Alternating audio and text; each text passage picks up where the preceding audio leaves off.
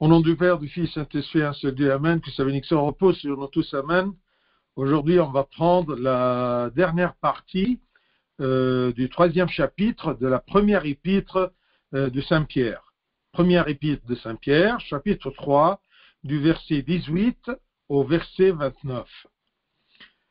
Christ aussi a souffert une fois pour les péchés, lui juste pour des injustes, afin de nous amener à Dieu, ayant été mis à mort quant à la chair, mais ayant été rendu vivant quant à l'esprit, dans lequel aussi il est allé prêcher aux esprits en prison, qui autrefois avaient été incrédules lorsque la patience de Dieu se prolongeait au jour de Noé, pendant la construction de l'arche, dans laquelle un petit nombre de personnes, c'est-à-dire 8, furent sauvées à travers l'eau.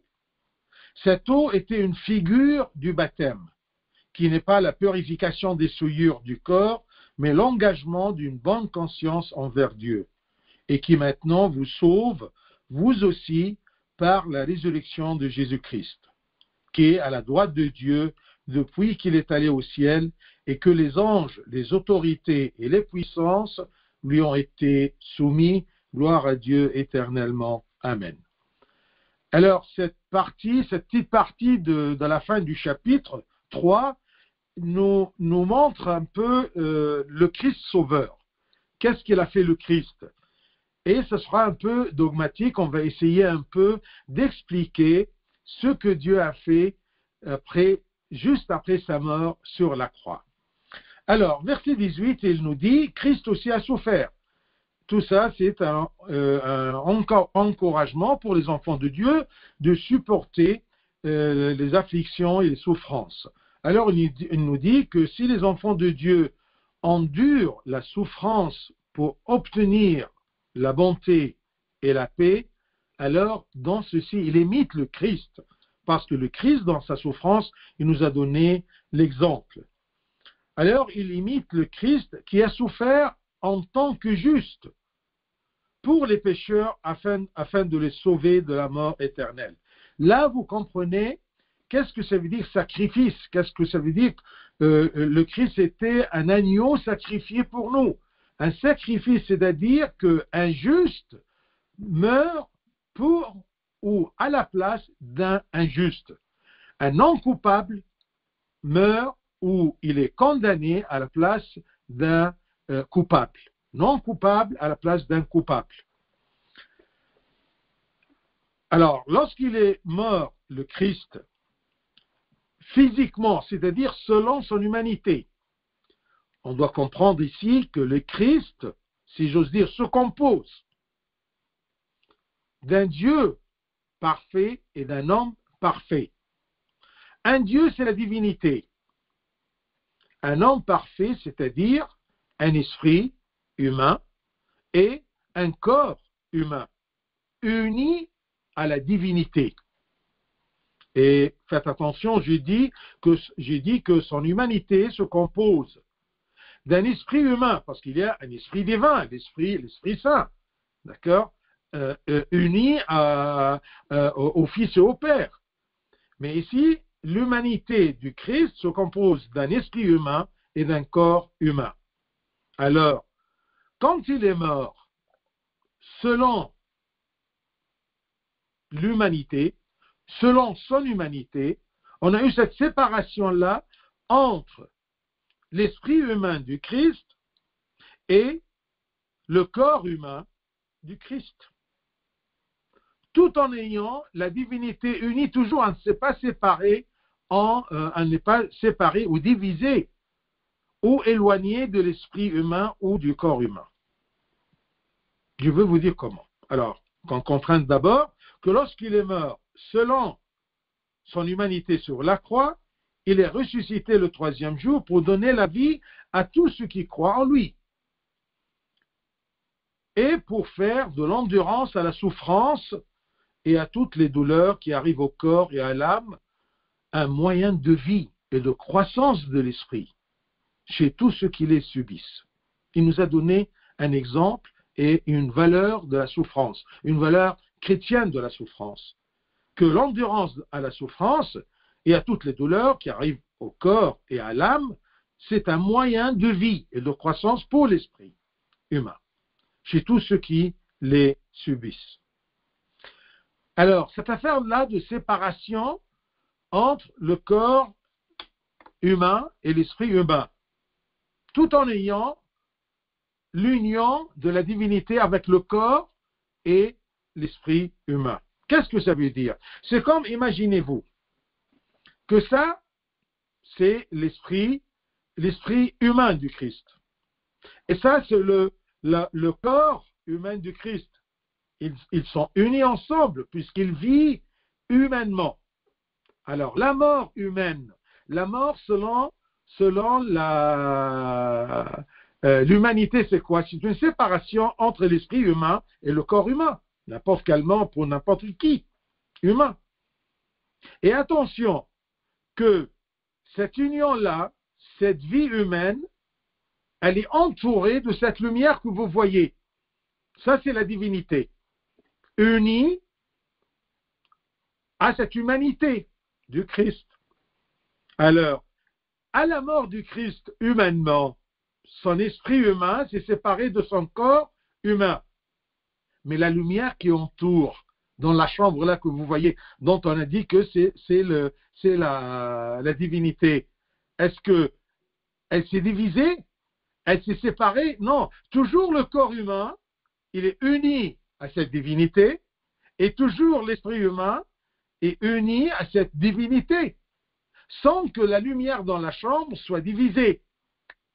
Alors, c'est la divinité qui est partout, unie à l'humanité du Christ.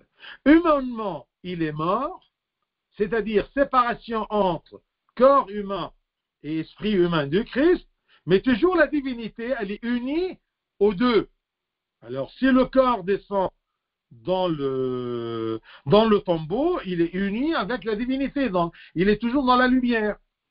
Et l'esprit, il est parti à l'enfer, toujours uni à cette lumière-là, qui n'est pas divisée. J'espère que c'est clair. Alors, pour la souffrance, nous retournons à la souffrance. Pour la souffrance, on a vu que la souffrance du Christ comme exemple, c'est un appel à supporter les pécheurs et les agresseurs, tout comme le Christ a enduré. Il a enduré l'injustice des injustes. Et le Christ a promis des bénédictions spirituelles sur terre, puis dans la vie éternelle pour ceux qui endurent ceci, l'injustice humaine et les passions, la passion et les souffrances à cause de notre chrétienté, à cause de notre suivi au Christ ou derrière le Christ. Ainsi, la souffrance nous rapproche de Dieu lorsque nous l'endurons. Parce que parfois, on n'a pas le choix, alors on supporte la douleur, mais on ne prend pas la bénédiction de cette douleur. La souffrance nous rapproche de Dieu lorsque nous l'endurons.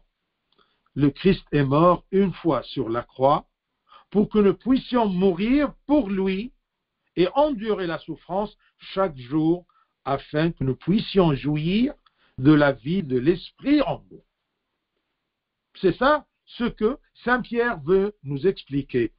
Quand Dieu même nous demande d'endurer la souffrance, eh bien, c'est un bon exemple pour animer l'Esprit en nous.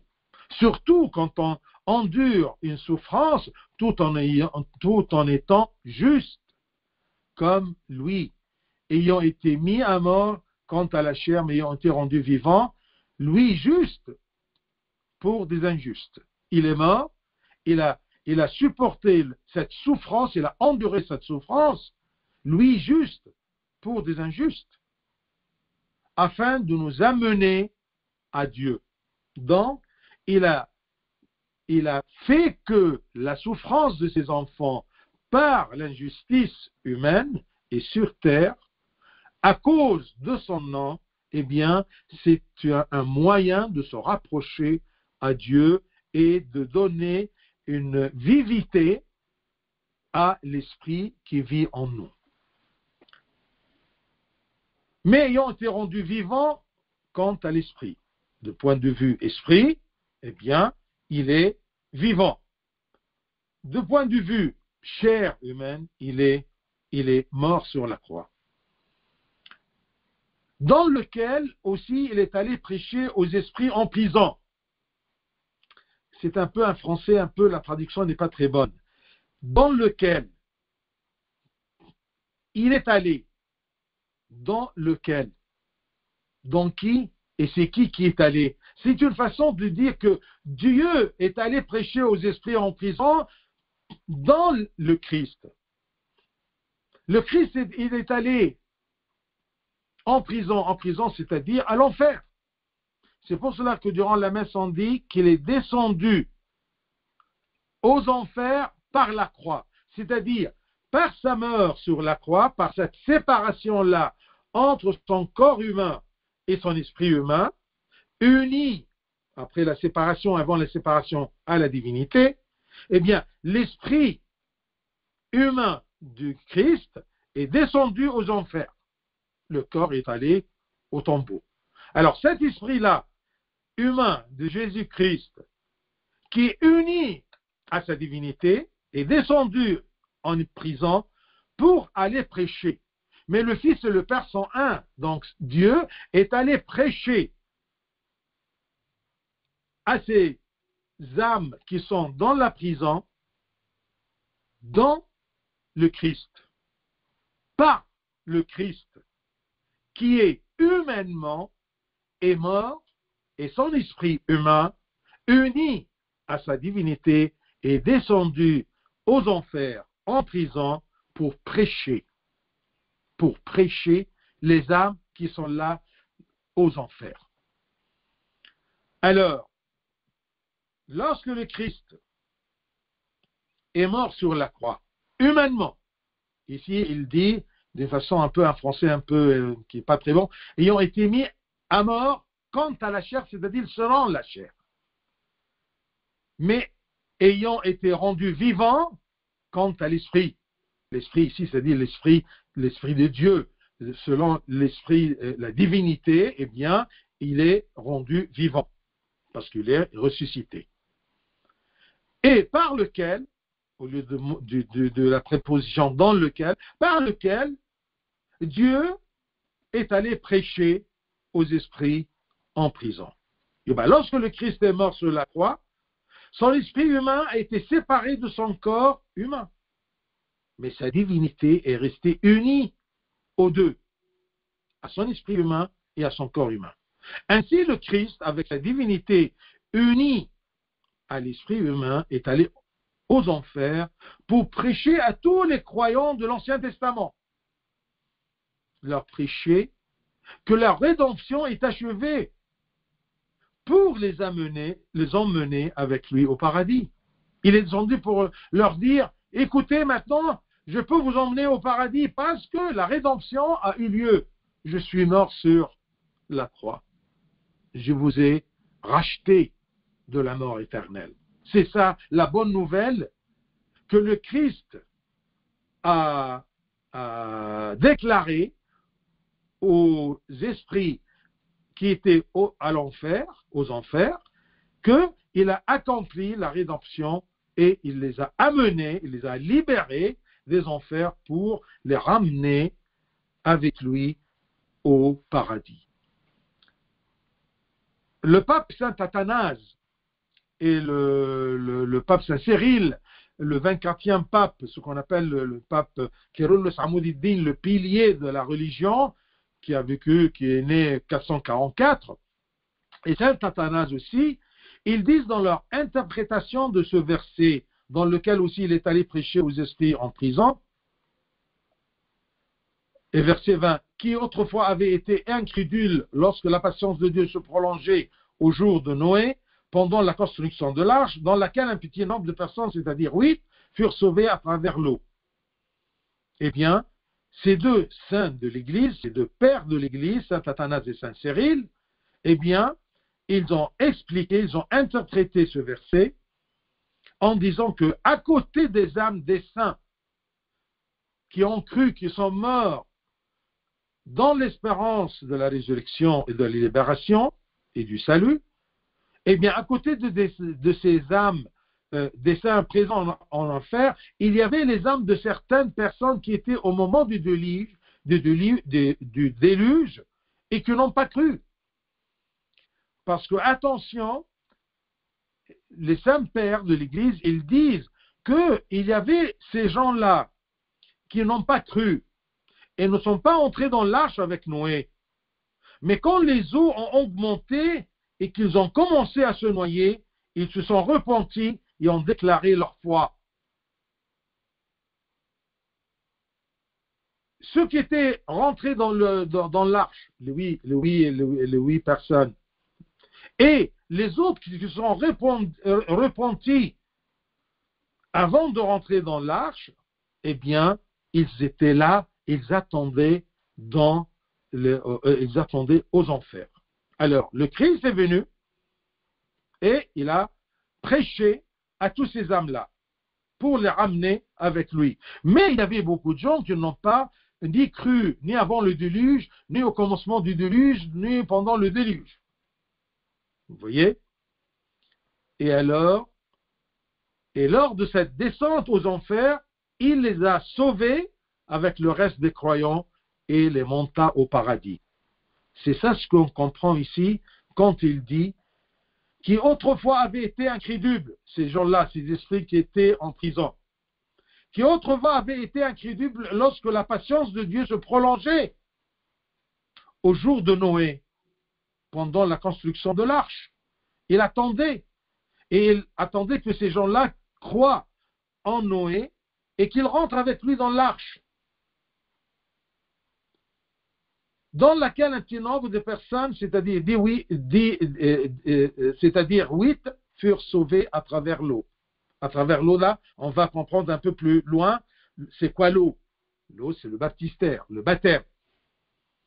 Donc, jusque-là, je veux que vous compreniez que, après la mort du Christ sur la croix, il est descendu directement aux enfers pour prêcher, pour dire aux âmes aux enfers, les pécheurs et les non-pécheurs, que la rédemption s'est accomplie par sa mort sur la croix et sa descente à l'enfer.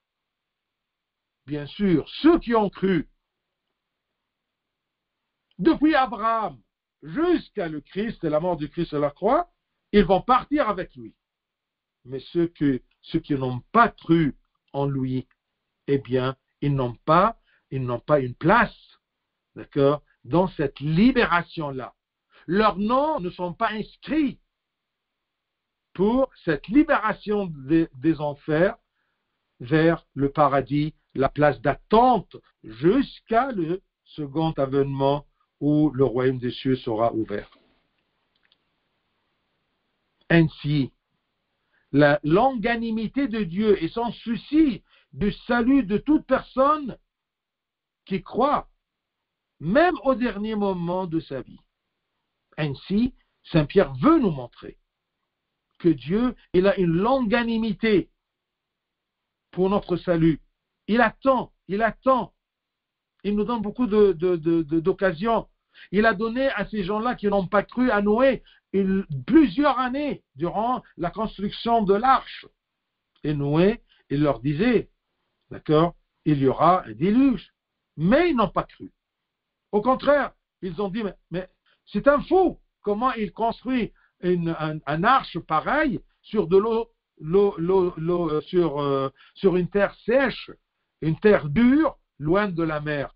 Parce qu'il y avait un déluge qui va faire élever cette arche-là, comme si c'est passé. Mais ils n'ont pas cru. Et Noé, c'était considéré comme un prophète. Ainsi, à travers ces versets-là, eh bien, ça se déclare la longanimité de Dieu et son souci du salut de toute personne qui croit. Pour croire, pour qu'il croit, même au dernier moment de sa vie. C'est pour cela que Saint Cyril et saint Athanase, ils ont médité en disant que sûrement, il y avait des gens, en voyant l'eau qui descend, qui monte, le déluge, eh bien, ils ont cru. Et de cette façon-là, ils sont morts, mais tout en croyant.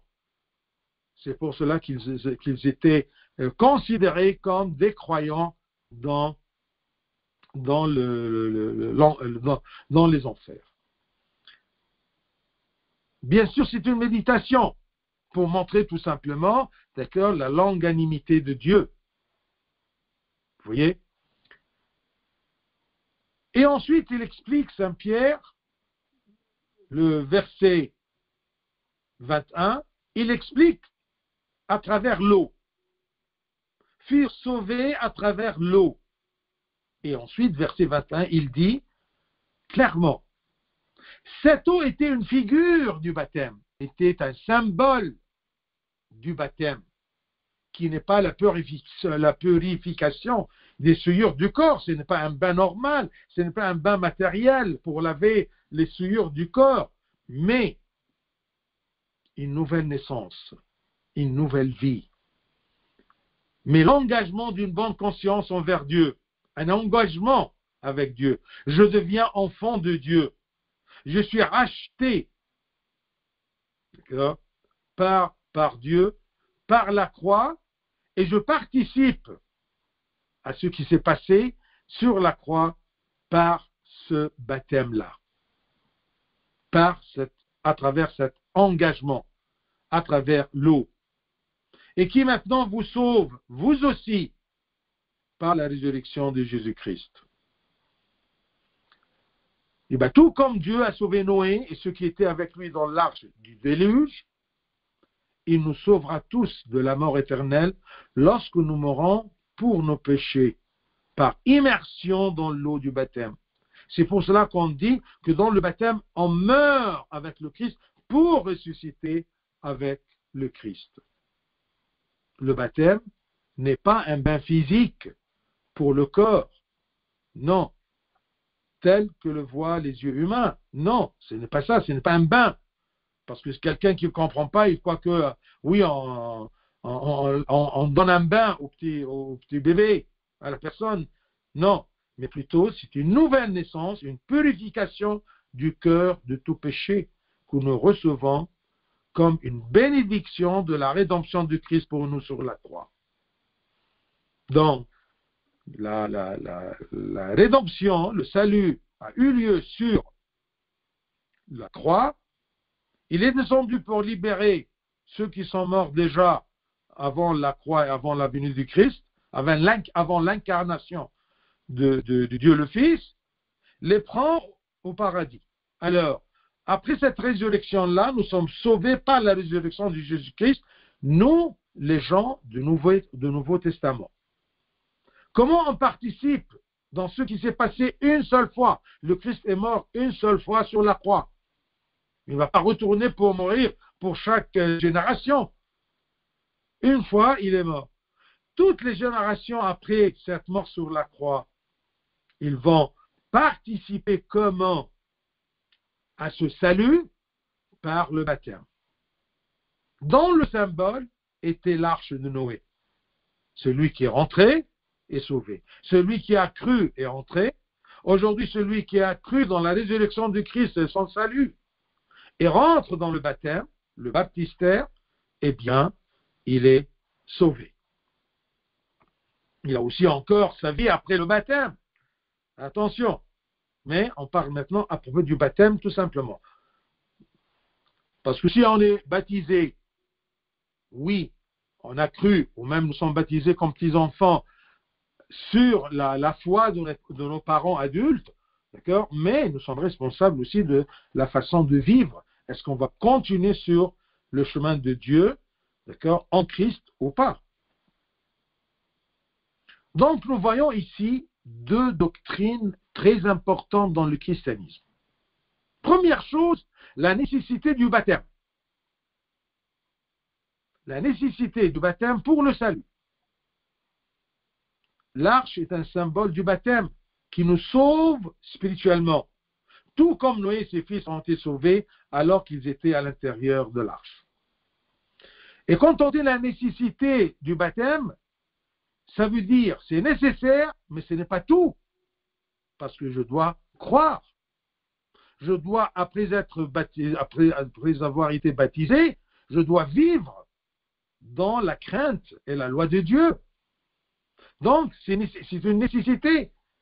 Si je ne suis pas baptisé et j'ai une bonne conduite dans le monde, ça sera quelque chose de moral, d'accord, mais pas spirituel. Il n'y a pas de salut là-dedans. Je dois être baptisé parce que ce n'est pas un bain normal, c'est un bain sacramental. Il y a une grâce que l'homme reçoit à travers cette eau. Comme exactement, d'une façon très matérielle, les gens qui étaient dans l'arche de Noé se sont sauvés par l'eau. Donc la première doctrine, c'est la nécessité du baptême pour le salut. Deuxième chose, c'est la descente aux enfers du Christ pour libérer les âmes. Avant la venue de Christ, tous les gens, sans exception, depuis Adam jusqu'à Jean-Baptiste, tous ces gens-là, ils étaient des pères et des patriarches de l'Église, ils ont cru en Christ, ils ont cru dans le salut de Christ, promis à Ève, d'accord? Eh bien, s'ils croient, ils seront sauvés. Mais, avant le Christ, tous ils sont allés aux enfers. Après la mort du Christ, le premier qui a profité de ce salut-là, c'est le voleur de la droite, qui était crucifié à la droite du Christ. Le Christ, quand ce larron-là, il lui dit « Souviens-toi, Seigneur, de moi dans ton royaume », qu'est-ce qu'il lui a dit? « Aujourd'hui, tu seras avec moi au paradis ». Le royaume n'est pas encore, les portes du royaume ne sont pas encore ouvertes. Donc, il lui a dit « Aujourd'hui, tu seras avec moi au paradis ». La descente aux enfers, je répète, il est clair que toutes les âmes, qu'elles soient justes ou mauvaises, descendaient toutes aux enfers avant que Christ ne soit crucifié. Lorsque le Christ fut crucifié et mourut, son âme humaine fut séparée de son corps, mais sa divinité ne fut jamais séparée, ni de son corps, ni de son âme. Alors, lorsque Satan, à la porte des enfers, imaginons un peu, lorsque Satan, à la porte de l'enfer, essaya alors de traiter cette âme humaine de Jésus-Christ comme n'importe quelle autre âme qui mourait, et de la faire descendre aux enfers pour s'en emparer, il découvrit, Satan, que cette âme était unie à la divinité. Elle était brûlante. Il n'a pas pu la capter comme les autres âmes. D'accord? C'est donc Christ qui a lié, d'accord, Satan avec une chaîne, au lieu que Satan lie cette âme avec sa chaîne et son autorité. C'est ça les deux doctrines importantes dans ces versets-là. La nécessité du baptême et la descente aux enfers.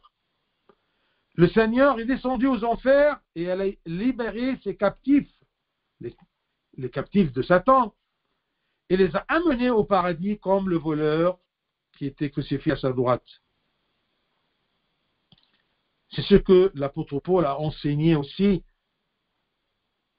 quand il dit à propos du Christ qui est descendu dans les parties inférieures de la terre. En Éphésiens 4, 9, c'est écrit « Il est aussi descendu dans les régions inférieures de la terre ». Qu'est-ce que ça veut dire? L'expression « les parties inférieures de la terre » était une expression hébraïque utilisée par les Juifs pour décrire les demeures des morts. Et quand il dit ici, verset 19, il a prêché aux esprits, c'est-à-dire il a prêché la joyeuse bonne nouvelle à tout être humain. Tous ils ont entendu ceci, les mauvais et les bons. Les bons qui ont cru dès leur commencement de leur vie ou qui sont crus à la fin de leur vie. L'important, c'est qu'ils ont cru avant leur mort, que ce soit dans l'Ancien Testament que ce soit dans le Nouveau Testament. Alors, il dit aussi dans le verset 19, prêchez aux esprits en prison. Quels sont ces esprits? Le Christ, imaginez-vous, essayez de comprendre ceci, le Christ, son esprit humain, uni à sa divinité, est descendu normalement comme n'importe quel esprit humain qui meurt, ou un esprit qui se sépare d'un corps humain, c'est la mort humaine, d'accord? Et cet esprit descend à l'enfer. Le Christ, la même chose. Il a fait le même trajet. Il a prêché aux esprits. Quel genre d'esprit? Quels étaient les esprits qui sont là? Alors, d'abord les âmes de Noé et de ses fils, telles qu'elles étaient aussi aux enfers, cette prison. Et les âmes qui existaient au jour de Noé, et ils ont cru juste avant de mourir, même noyés dans l'eau. C'est pour cela que si un chrétien meurt aujourd'hui, on dit toujours, même s'il a vécu toute une vie pécheresse, et il a eu une occasion de mourir sur son lit, on ne peut pas dire qu'il est mort pécheur. On ne sait pas qu'est-ce qui s'est passé. Même dans son coma, est-ce il s'est repenti, oui ou non? On ne sait rien. Vous voyez? Autre que celui qui est suicidé.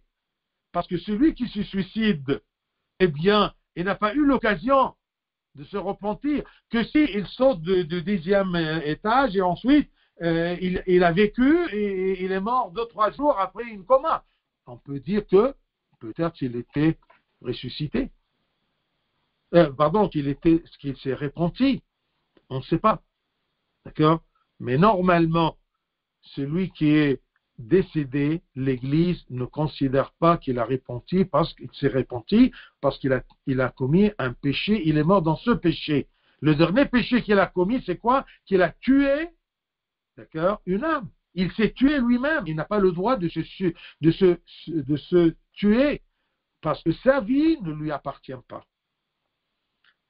Donc, les âmes de Noé, les âmes de tous les gens qui ont cru à le dernier moment de leur vie, comme saint Athanase et saint Cyril, ils ont expliqué ceci en disant que sûrement il y avait des gens en voyant l'eau qui montait, d'accord, ils se sont repentis. Alors, qui sait? Pour montrer aussi la patience de Dieu qui attendait autrefois au jour de Noé pour que tous les gens, d'accord, rentrent dans l'arche, mais personne ne rentrait. Troisième chose, le Christ prêcha, troisième genre, premier genre, ceux qui sont rentrés dans l'arche, parce qu'il était l'exemple des baptisés, et ensuite tous les gens qui se sont repentis, qu'ils ont cru, même à la fin de leur vie. Et troisième genre d'âme qui était là, alors il prêcha la bonne nouvelle à toutes les âmes, les justes morts dans l'espérance, et dont la vie fut agréable au Seigneur depuis Adam jusqu'à la venue du Christ, c'est-à-dire à tous les justes et les pieux et les croyants de l'Ancien Testament qui étaient aux enfers jusqu'à le Christ les fasse sortir, et c'était la prédication de Christ que le paradis leur avait été ouvert. C'est ça le sens de la descente aux enfers de Christ, pour libérer tous les âmes qui ont cru. Et là, on peut comprendre qu'on ne peut pas juger si quelqu'un est au paradis ou non, parce qu'on ne sait jamais est-ce qu'il s'est repenti, oui ou pas. Dernier verset, 22. Il parle à propos de la résurrection du Christ et sa montée aux cieux. Par la résurrection de Jésus-Christ qui est à la droite de Dieu depuis qu'il est allé au ciel. Et que les anges, les autorités et les puissances lui ont été soumis. Ici, il veut nous expliquer que le Christ il a masqué sa gloire divine par l'incarnation. Il est vécu parmi nous. C'était trop difficile pour les gens de le croire qu'il est Dieu, malgré qu'il a dit, le Père et moi, nous sommes un. Tout ce qu'il a, le Père, je l'ai. Le Fils là. Après les 40 jours qu'il a resté avec les apôtres, il est monté aux cieux. Il est monté aux cieux, et on dit dans le langage humain, et il s'est assis à la droite du Père. À la droite du Père, le Père n'a pas de droite et gauche. Il n'est pas siégé, le Père, sur un trône, ensuite le Fils est venu, il s'est assis à sa droite. Non. La droite du Père, c'est-à-dire qu'il est monté dans la gloire du Père, la force du Père, l'autorité du Père. Et Saint Pierre ici, il l'explique d'une façon très humaine. Depuis qu'il est allé au ciel, les anges et les autorités et les puissances, tous les ordres des anges se sont soumis. C'est ça le sens ou l'image glorieuse qui peut être comprise des êtres humains. Il est allé, d'accord, dans la gloire de Dieu le Père. Cette gloire qu'il avait dès le commencement, mais par l'incarnation et par tout ce qu'il a subi, selon son humanité, a masqué cette gloire-là. On n'a pas vu cette gloire-là, mais on l'a vu un peu plus tard dans la résurrection des morts, parce que le corps aussi, c'était pas un corps humain normal, c'est un corps humain enseveli, mais uni à la divinité. Et ce corps-là est ressuscité par la force de cette divinité unie avec lui. Esprit humain, corps humain se sont séparés, mais ils sont toujours unis à la divinité qui ne se divise pas, qui ne se sépare pas. Donc, après que le Christ soit ressuscité des morts, il est monté aux cieux, il s'est assis à la droite du Père dans la gloire, c'est-à-dire qu'il est devenu dans la gloire et la puissance qu'il avait depuis l'éternité. Il les a temporairement abandonnés sous nos yeux en apparaissant dans la chair et en endurant les souffrances pour nous racheter.